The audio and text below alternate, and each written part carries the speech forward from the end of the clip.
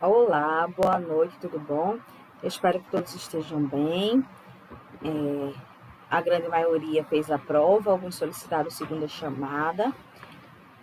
Eu espero que aqueles que solicitaram segunda chamada, eles venham realizar a prova, de fato.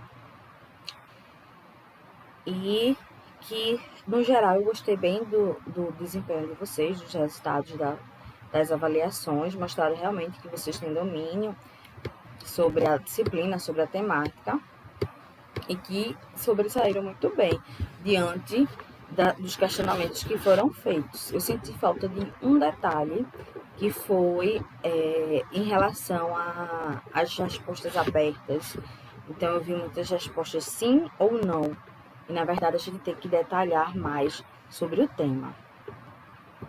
Então, recapitulando a nossa aula, eu vou deixar essa aula gravada para vocês. Algumas pessoas conversaram comigo no privado, dizendo que não poderiam estar ao vivo por conta que estão participando de campanhas eleitorais, faz parte do trabalho, então eu tentei compreender a situação. Então, com relação ao ensino, o ensino, ele é uma ação organizada. Então, para você ministrar uma aula, você precisa estar preparado, você precisa ter, rapidinho, porque tem uma aluna aqui falando, você precisa ter,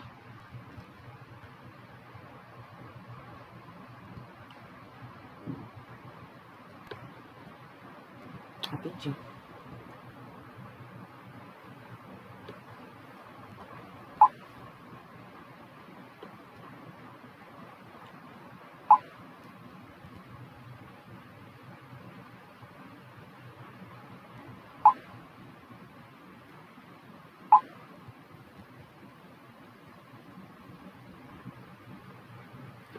você precisa ter uma ação organizada, e para você ter uma ação organizada, você precisa ter um planejamento. Então, como é que você se planeja em relação a ministrar uma aula? Você tem a preocupação de ler sobre o conteúdo, de ler o que você preparou? Então, o professor, ele é um agente mediador do saber. Ele vai estar ali com uma mediação, auxiliando e dando suporte em relação ao processo de ensino-aprendizagem. Então, o professor, ele é uma ferramenta plausível dentro do processo. Ele é uma ferramenta principal nesse processo de ensino-aprendizagem que possa facilitar a aprendizagem do estudante. Então, a orientação da aprendizagem ela é realizada através de métodos adequados que possam orientar a aprendizagem desse estudante. Então, eu não posso padronizar uma avaliação ou uma metodologia que venha servir para todos os alunos. Então, não há receita de bolo no processo de ensino-aprendizagem, como também não há receita de bolo no processo de avaliação. Mais na frente, no curso de graduação, quando vocês estiverem no quarto período, vocês vão pegar uma disciplina que é chamada avaliação da aprendizagem. E nessa disciplina vocês vão ver que todas as provas, todas as avaliações, elas são limitadas. Não tem como se ter uma avaliação completa que possa avaliar o estudante como um todo. Então, a nossa avaliação no Brasil e no mundo inteiro é uma avaliação muito limitada, que não avalia como um todo o conhecimento do estudante, avalia alguns aspectos, mas não como um todo. Por isso que a avaliação da aprendizagem é alvo de crítica nos mais variados cenários. Então, se eu avaliar o meu aluno apenas por uma prova, eu não estou avaliando ele como um todo.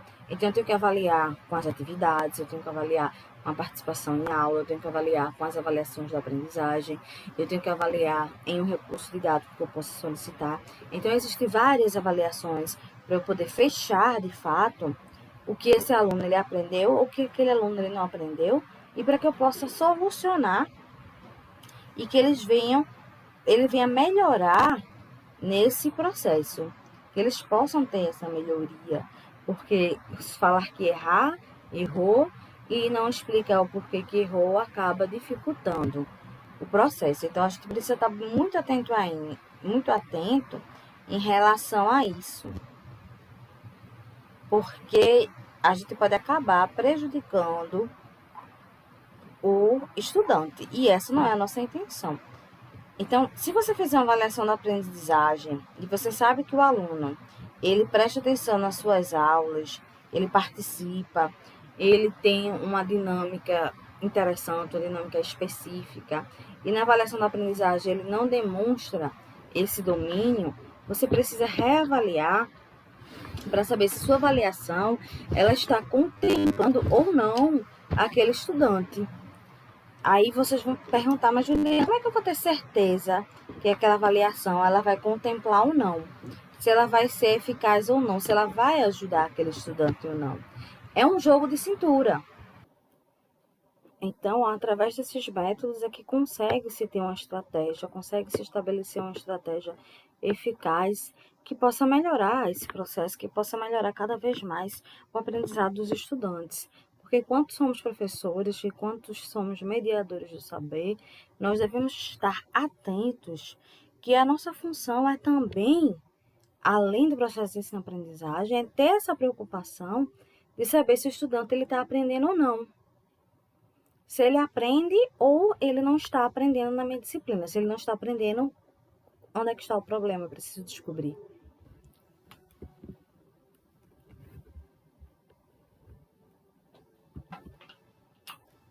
E nesse processo, nós temos a influência da didática.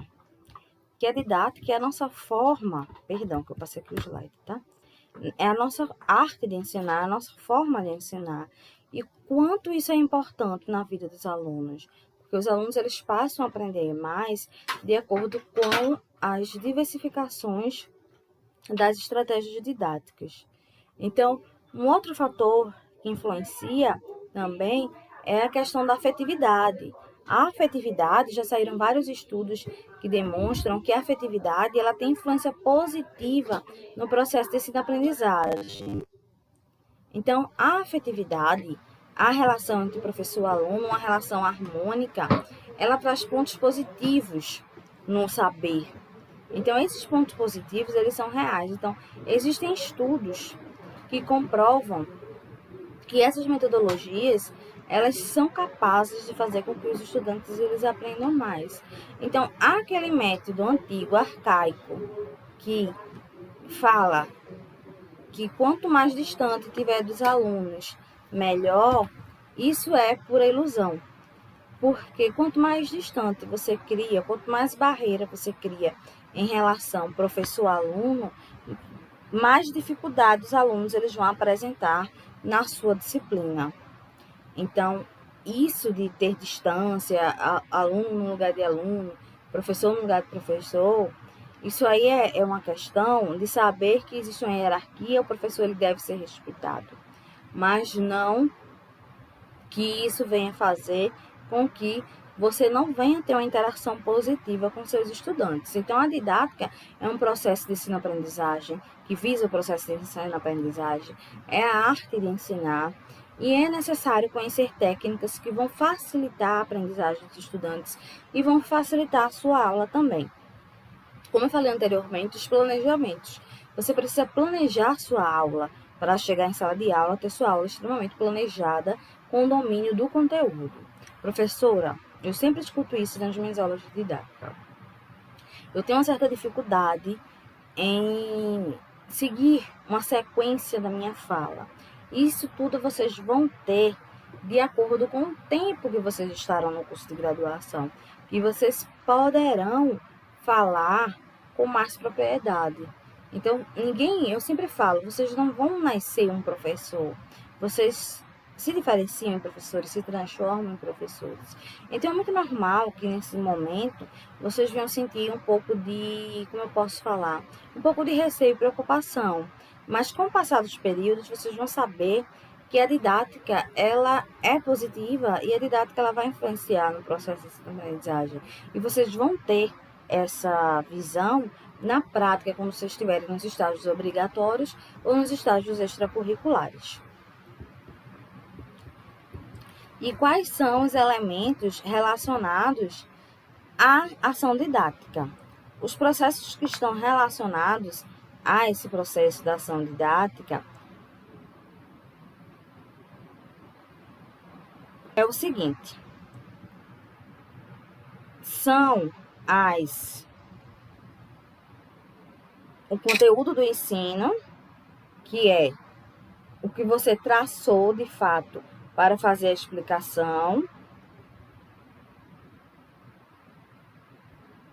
Então, como assim, professor? O conteúdo do ensino. Então, se você vai para uma aula, você sabe qual é o conteúdo que você está ministrando e qual é o conteúdo que você vai ministrar. Então, isso você já tem em mente, que você vai fazer porque você se planejou. Então, o conteúdo do ensino, ele é um elemento que é a ser considerado na sua ação didática, porque você vai trabalhar a sua didática de acordo com o conteúdo. Então, a partir desse conteúdo, você vai criar estratégias que vão facilitar esse processo.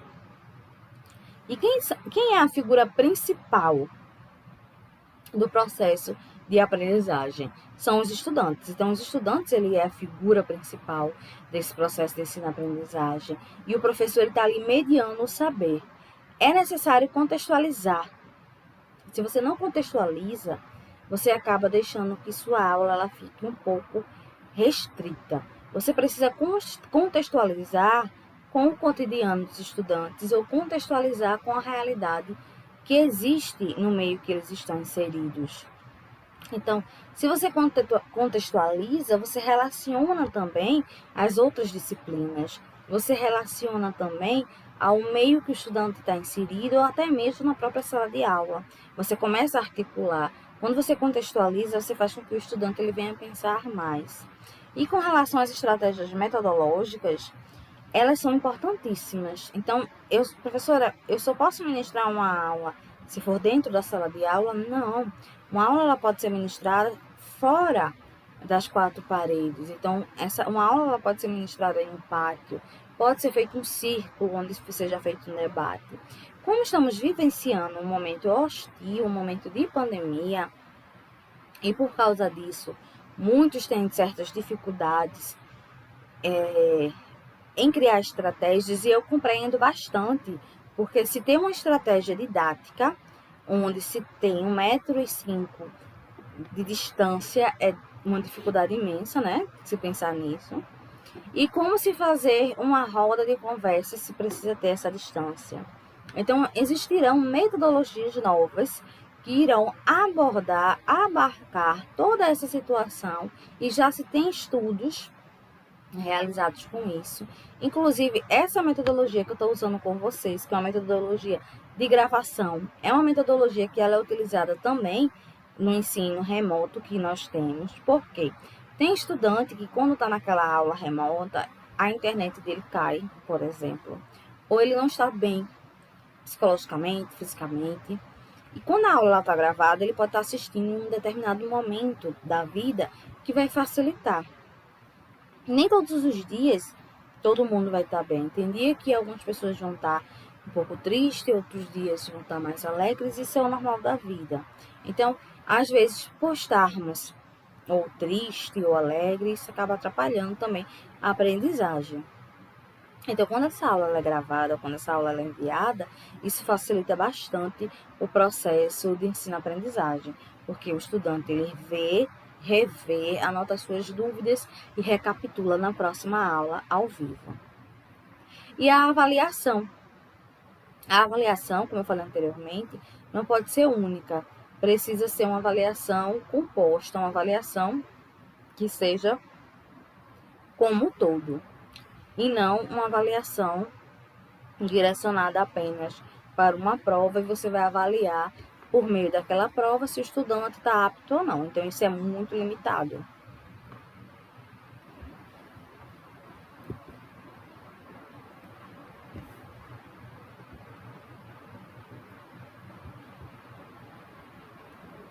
E agora nós vamos entrar deixa eu tirar aqui minha imagem para facilitar. Na evolução histórica da didática, a gente vai saber o quanto que mudamos e melhoramos em relação à didática e o quanto que precisamos melhorar ainda.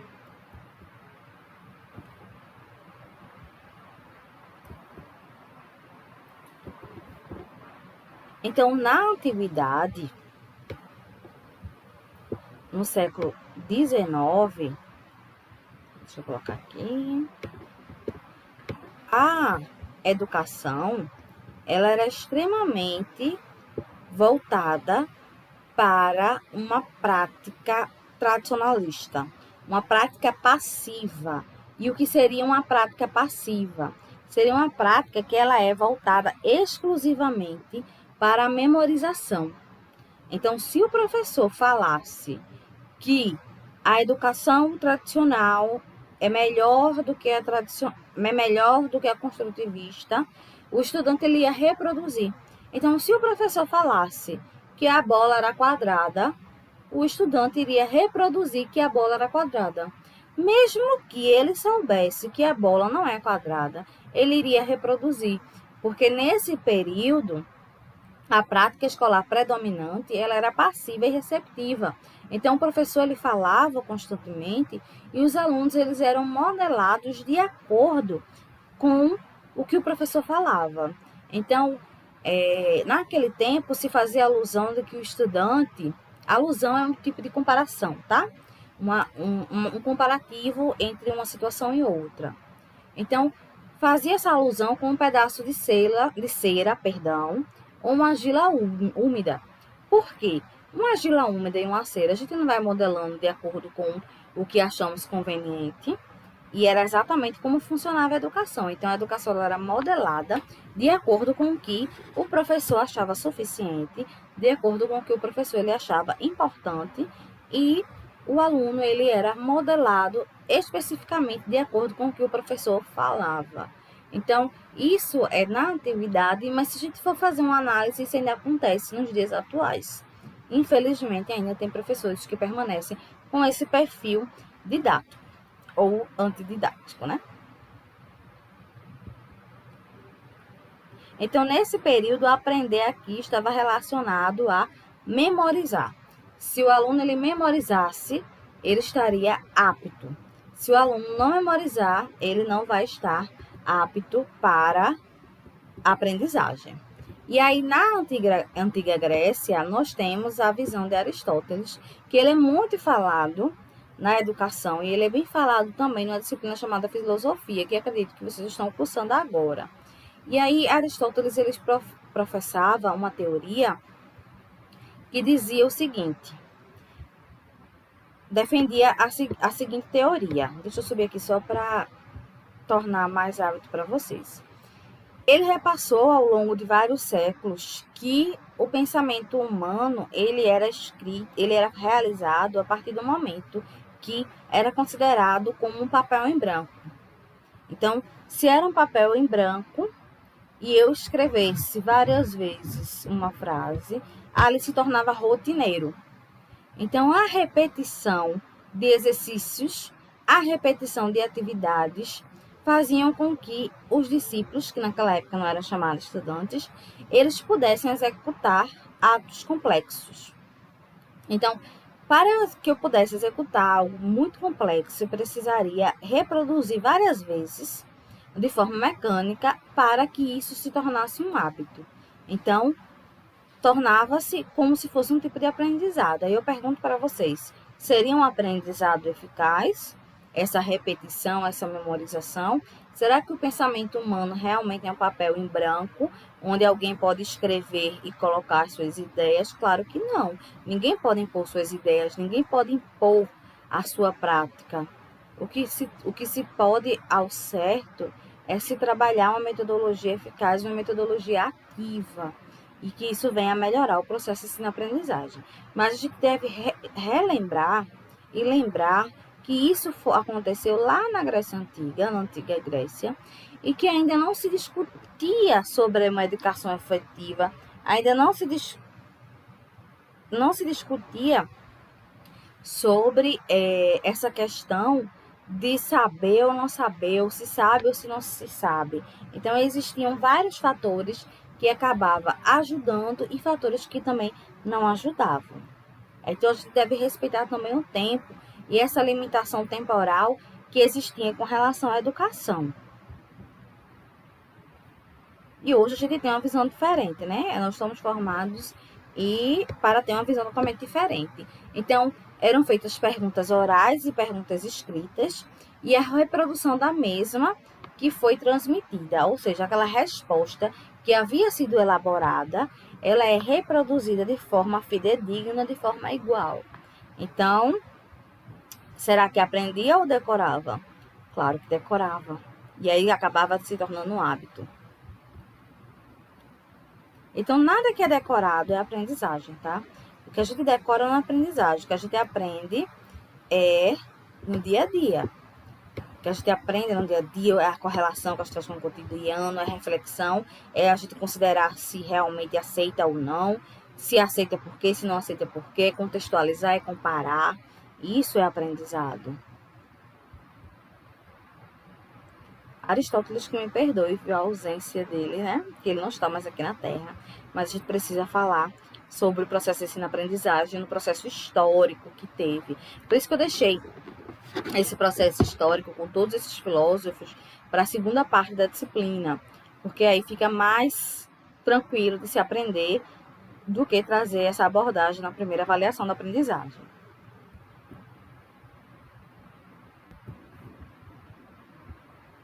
Deixa eu passar aqui o slide. E aí vem Sócrates, que é um outro filósofo muito conhecido com relação à aprendizagem. E Sócrates, ele falava o seguinte, que o saber era o conhecimento, era a descoberta. E essa descoberta, ela só era realizada a partir da própria pessoa. Então, eu só conseguiria aprender quando se tinha esse despertar, quando se tinha esse saber realizado pela própria pessoa. Então, esse conhecimento, esse conhecer, ele é importante. Por quê? Se a pessoa ela conhece, ela adquire um aprendizado diferenciado, ela sabe a visão que foi passado pelo professor, que na época não era chamado de professor, tá? Mas sabe também que consegue ter informações relacionadas ao tema sobre outros meios. E aí Sócrates falava o seguinte, no século V a.C., que o saber, o conhecimento era realizado a partir da descoberta sobre a própria pessoa que realizava. Então, esse conhecer é um ato que se dá no interior do indivíduo. Então, o interior do indivíduo, ele vai saber do que se trata, vai buscar experiências, vai correlacionar. E a função do mestre, aqui é chamado de mestre, o professor, é ajudar o discípulo seria o estudante atualmente, a descobrir por si mesmo a verdade. Então, o professor, o mestre, seria um mediador da aprendizagem dos discípulos. Então, Sócrates já vem com a visão diferenciada do que Aristóteles falou, do que Aristóteles professava. Então, vem uma visão agora já diferenciada em relação à aprendizagem, em relação à didática. Então, a gente observa que existiam pensamentos diferentes entre os filósofos. Ainda falamos sobre Sócrates, que é conhecido como... Não apareceu aqui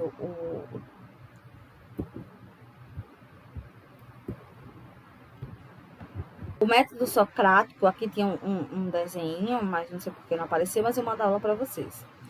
Falava o seguinte, que objeções ao que os discípulos diziam saber, as objeções que eles realizavam, criavam luz. O que seria objeções? Seria um parecer diferenciado, uma postura, uma aprendizagem diferenciada. Então, se contradizendo ao que o professor falava, ao que o mestre falava, gerava a consciência da própria ignorância. E o primeiro passo a caminhar na busca da verdade. Então, qual é a verdade? É o aprendizado real, é o aprendizado que realmente traz informações, é o aprendizado que traz todo esse arcabouço. Então, ele ajudava seus discípulos a dar luz às suas ideias, dar aquela apimentada nas suas ideias. Apimentada é um termo que eu estou utilizando, tá? Mas fazia com que ocorresse que esses estudantes eles tivessem um aprendizado específico. Então, se eu desperto o saber em uma determinada pessoa, em um determinado estudante, esse saber, ele vai ser totalmente diferenciado, ao invés de reproduzir algo mecânico. Então, refletir, descobrir e formular suas próprias respostas é um posicionamento de aprendizagem. E aí, um outro filósofo, tá? Nós temos o João Amós, que ele é conhecido como o pai da didática moderna. Então, ele concordava com os educadores medievais sobre a finalidade da educação e ele afirmava que existia diversos meios para se chegar à educação. Então, não existia um meio específico ou um meio único que trouxesse a educação em si, mas que existiam diferentes meios para chegar até a aprendizagem. Então, a didática magna afirmava ainda que é a arte de ensinar a tudo e a todos. Então, ensinar a tudo e a todos, isso traz uma resposta para o nosso dia, a nossa realidade atual, que nós pregamos que a educação ela deve chegar a tudo e a todos. A educação ela deve ser libertadora, conforme Paulo Freire falava. Então, isso traz em prática que foi falado anteriormente. Então, em 1592 a 1670, que foi o período de vida de João Amós, mas que isso traz muita resposta para os nossos dias atuais, que existem essas diferenças para chegar no processo de ensino-aprendizagem. Não há uma receita de bolo, não há uma prática, hoje eu vou aprender a dar essa aula. Não é assim que funciona. Existem vários caminhos que venham chegar à aprendizagem. Então, os jovens deviam ser educados em comum, João afirmava. E por isso que eram necessárias as escolas. Por quê? Antes, os discípulos, eles eram ensinados, né? Eles tinham os ensinamentos pelos mestres, mas apenas alguns tinham oportunidade. E quando a gente fala agora em escola, algumas pessoas iriam ter acesso, né? Grande parte iriam ter acesso. Alguns não tinham acesso. Mas essa educação, ela se tornava mais visionária, ela se tornava mais eficaz. Então, os jovens deviam ser educados em comum. E por isso eram necessárias as escolas.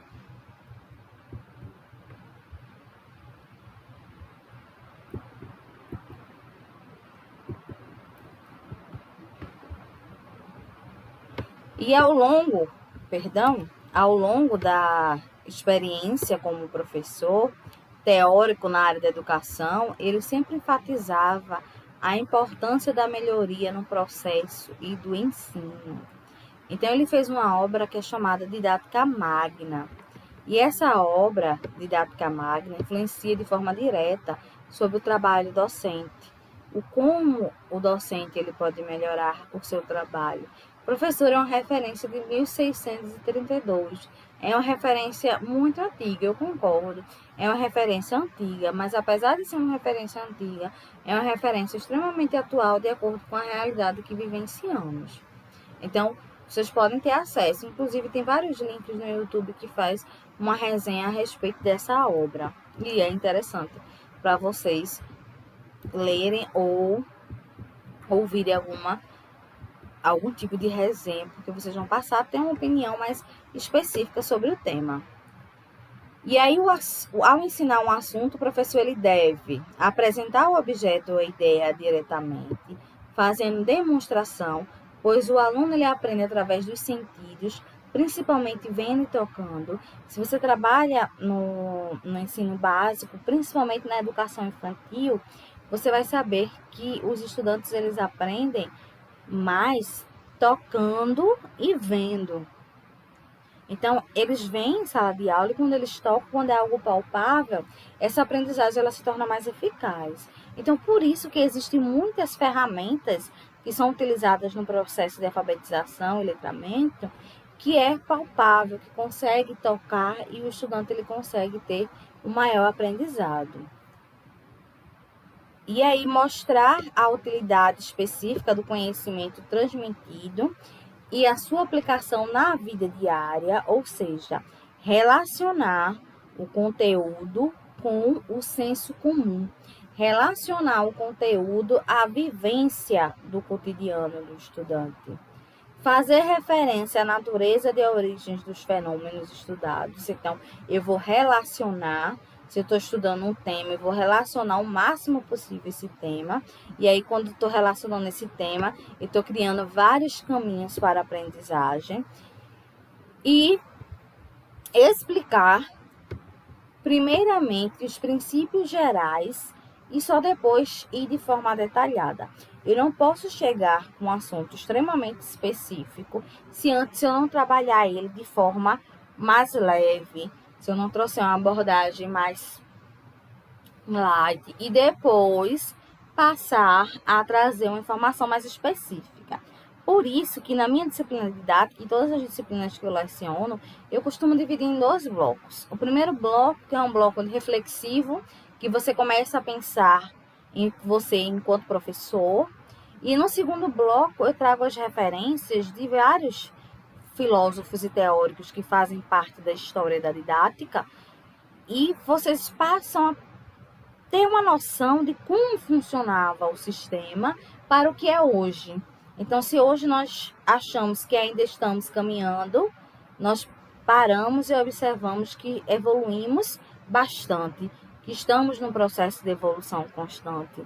Então, nós evoluímos muito no que se diz respeito à educação e nós precisamos evoluir ainda bastante para que isso possa melhorar cada vez mais, que essa educação ela possa ir melhorando, possa sendo criadas estratégias e com isso o aprendizado ele venha se tornando cada vez mais eficaz, cada vez mais compreensível.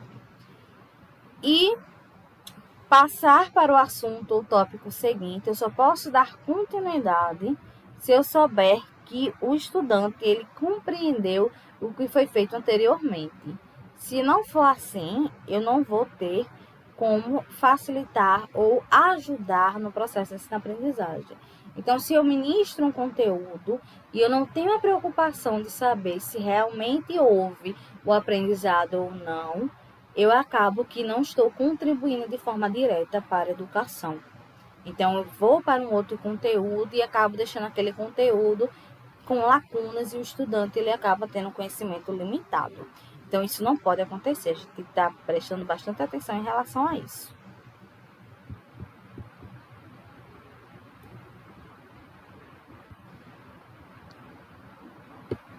E aí, nós temos um outro filósofo, tá? Henri Pestalozzi, ele afirmava o seguinte: o ser humano nascia bom e que o caráter de um homem era formado pelo ambiente que o rodeia. Então, o meio que ele é rodeado fazia e influenciava o caráter de um estudante, o caráter de um homem. E isso é muito real. O ser humano ele é lapidado de acordo com o meio em que ele convive. Se um estudante, um estudante, um cidadão, uma criança convive em um meio que é extremamente violento, pode ter certeza que vai crescer uma criança violenta. Então, se é uma criança que é criada numa realidade traumática, vai crescer um adulto traumatizado. Então, o meio influencia bastante. E isso faz uma reflexão. Tem gente que diz, não tem nada a ver porque cresceu em um ambiente que tinha pessoas que faziam usos errôneos, ou tráfico, ou uso de drogas. Mas, se fizermos uma análise de que a pessoa não tem 2 opções de ver o bom ou o ruim, e que aquilo é tido como referência positiva, será que essa pessoa saberá o que é certo e o que é errado? Não. Eu tive uma experiência na prefeitura do Recife, que foi, eu não lembro o ano, acho que foi 2010, não lembro, que foi trabalhar com menores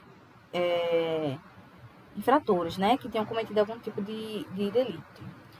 E antes de iniciar minhas aulas, eu costumava fazer uma roda de conversa para saber realmente o que eles tinham, o que eles sabiam, o que eles não sabiam, e saber um pouco da vida deles. E nessas conversas que eu tive, nessa escuta que eu fazia, eu via muitos relatos de como eles iniciaram a cometer esses delitos. Então, eles reportavam com muito orgulho, porque eles acreditavam que tinham herdado o poder familiar, um poder patriarcal, de que poderia dar continuidade. Então, eles falavam com muito orgulho sobre a venda de drogas, de conseguir bater metas em vender aquele quantitativo de drogas por dia. Então, eles falavam, professora, eu conseguia vender X quilos por dia. Então, eu vendia mais quando meu pai era jovem. Então, na realidade dele, no contexto social que ele estava inserido, aquilo ali era o que era bonito, que era bom e que ele era importante. Então, abri a boca para dizer, eu era o melhor vendedor de drogas que tinha na minha favela, até que me pegaram. Então, na realidade dele, aquele meio era real. E o que tinha de errado era quem estava fora daquele contexto. E muitas vezes falava que, professora, tem estudante que tem a vida muito chata, não sei o quê, é só escola e casa. Mas essa é a realidade, nossa realidade, como certo. E a realidade de vender drogas é tido como errado, porque nós sabemos que isso é errado, é ilícito, é crime. Mas no pensamento dele, o crime era o correto. Então, e aí não era da minha competência trazer essa abordagem de certo e errado, até porque eu tinha acabado de chegar na escola, eu não queria criar nenhum tipo de problema, né? Nem ter nenhum problema.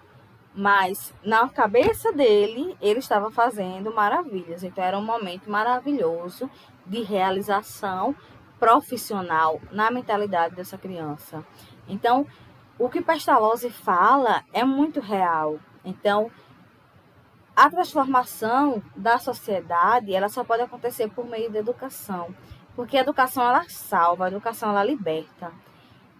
A educação, ela é tão libertadora que uma pessoa dessa, da favela, que tem a oportunidade de ir para a escola, logo no início, ele consegue conviver com outras pessoas e com o seu professor. Ele consegue ver o outro lado da moeda. E esse outro lado da moeda, ele é um lado benéfico. E aqueles que não tiveram oportunidade de conhecer o outro lado da moeda? Aqueles que acreditam que viver até 30, 40 anos, viveu muito, teve uma vida longa. Então eu ouvi demais isso. Professora, meu pai viveu muito. Ele viveu até 35 anos. Eu ficava assim, abismada, dizendo assim, nossa. Ou o outro dizia, meu pai viveu mais, meu pai viveu até 38. Se meu pai não fosse preso, ele não teria morrido lá no presídio. Então, assim, eram assuntos que eram tão comuns deles falarem, e aquilo ali me afetava tanto a nível social, era tão contra as minhas crenças, que era até assustador. Talvez por ser recém-professora, isso há 10 anos atrás, 11 anos atrás, causou um certo impacto. Mas foi desafiador e teve uma aprendizagem, assim, excelente, porque eu consegui cumprir o papel de professora e consegui cumprir o papel social também. Tentei mostrar que existia outros caminhos. E depois de alguns anos, até cheguei a reencontrar alguns em situações positivas. Encontrei um como vendedor de uma loja no shopping que me reconheceu. Como já encontrei também uns 2, 3 anos após, em um transporte coletivo, que ele entrou no ônibus, eu olhei, eu reconheci, eu fiquei sorrindo, porque era um aluno que tinha sido meu, então era motivo de muito orgulho de reencontrar. E ele estava extremamente nervoso, e eu achei que ele estava nervoso porque tinha me reencontrado, sei lá, né, algo do tipo. Mas não era. Ele chegou perto de mim e falou, professora, desça na próxima parada. Aí eu fiz, falei que não tinha entendido. Ele fez, só desça na outra parada. Aí quando eu olhei para a porta de trás do coletivo, já tinha uma outra pessoa que estava com ele. Então, provavelmente era um assalto. E aí eu desci, eu fiquei meio atordoada em viver aquela realidade. Eu não sei o que aconteceu com aquele ônibus, mas eu fiquei atordoada de saber que ele permaneceu em um caminho não tão positivo. Não positivo, né? Um caminho extremamente negativo.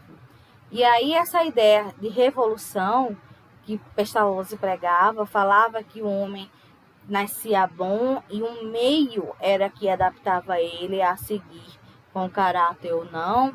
Essas transformações revolucionárias é que traziam várias reflexões sobre a sociedade. Então, isso é um fator muito positivo. Então, por hoje, eu vou finalizar para não deixar tantos filósofos na cabeça de vocês, mas que vocês façam essa reflexão de quanto evoluímos dentro do processo de ensino-aprendizagem e quantas divisões diferentes tivemos no processo da educação. Então, um super beijo e até a próxima. Na próxima aula nós iremos discutir exatamente sobre esse vídeo.